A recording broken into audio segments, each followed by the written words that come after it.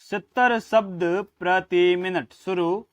शेख अब्दुल हमीद बनाम मध्य प्रदेश राज्य के मामले में अभियुक्त तथा उसके मित्र पर जो सह अभियुक्त था, अभियुक्त की पत्नी, पुत्री और पुत्र की हत्या करने का आरोप था। विराम।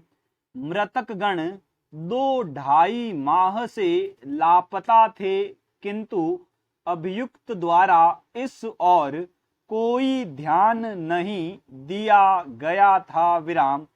मृतकों के रिश्तेदारों द्वारा की गई रिपोर्ट पर अन्वेषण में शव अभियुक्त के भीतरी कमरे में गड़े हुए पाए गए। विराम।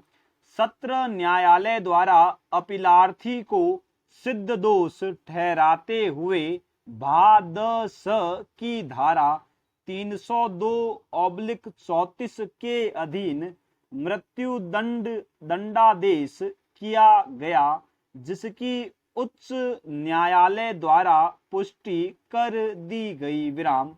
अपील में उच्चतम न्यायालय ने नृशंस हत्या व उसका ढंग स्थापित न पाते हुए तथा मामला विरल से विरलतम मामले के प्रवर्ग का न होने से मृत्यु दंडादेश अपास्त करते हुए उसके स्थान पर अपीलार्थी गणों को भा-द-स की धारा 302/34 के अधीन सिद्ध दोष ठहराते हुए आजीवन कारावास से दंडादिष्ट किया गया। विराम। उच्चतम न्यायालय ने इस वाद में अभी निर्धारित किया कि हत्या के लिए आजीवन कारावास दिया जाना नियम है तथा मृत्यु दंड अपवाद है, जिसके लिए विशेष कारण अभिलिखित किए जाने चाहिए। विराम। चेंज।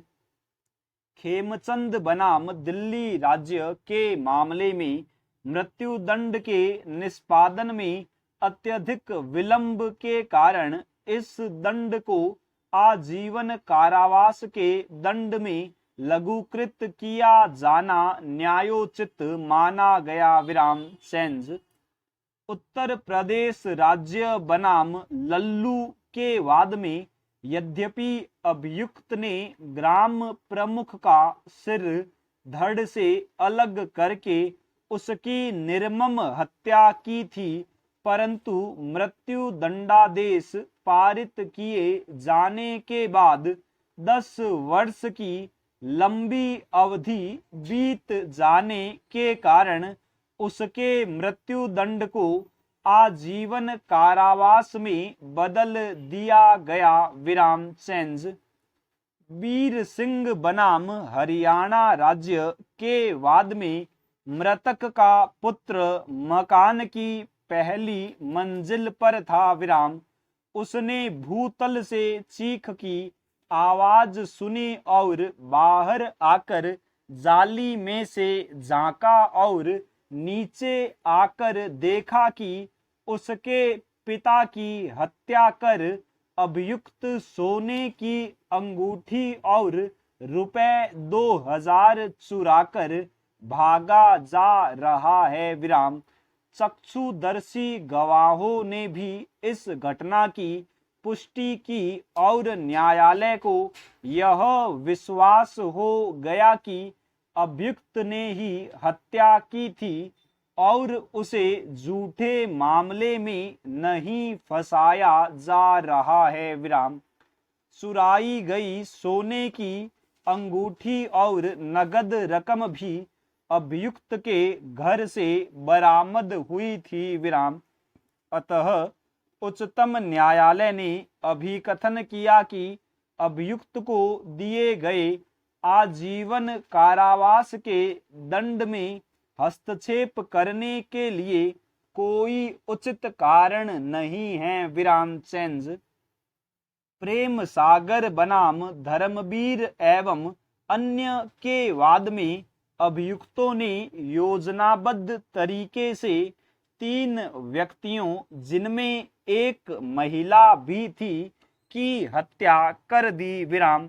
सत्र न्यायालय ने 2 अभियुक्तों धर्मवीर एवं जोगिंदर को धारा 302, सहपठित धारा 34 तथा 120 ख भारतीय दंड संहिता के अधीन हत्या के अपराध के लिए मृत्यु दंड दिया तथा एक अन्य अभियुक्त कर्मवीर को आजन्म कारावास से दंडित किया। विराम।